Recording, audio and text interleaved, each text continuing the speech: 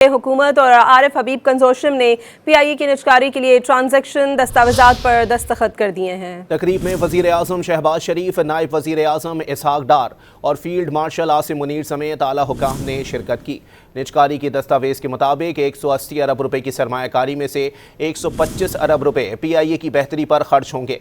तकरीब से खिताब में आरिफ हबीब ने खुद को वतन का सिपाही करार दिया। कहा, कौमी लीडरशिप ने आवाज़ दी जिस पर लब्बैक कहा। आरिफ हबीब कंसोर्शियम ने गुज़िश्ता माह 135 अरब रुपए की सबसे बड़ी बोली लगाकर पाकिस्तान इंटरनेशनल एयरलाइन के 75% शेयर्स खरीदे थे। हुकूमत और आरिफ हबीब कंसोर्शियम ने PIA की निजकारी के लिए ट्रांजैक्शन दस्तावेजात पर दस्तखत कर दिए हैं। तकरीब में वज़ीर आज़म शहबाज शरीफ, नायब वज़ीर आज़म इसहाक डार और फील्ड मार्शल आसिम मुनीर समेत आला हुकाम ने शिरकत की।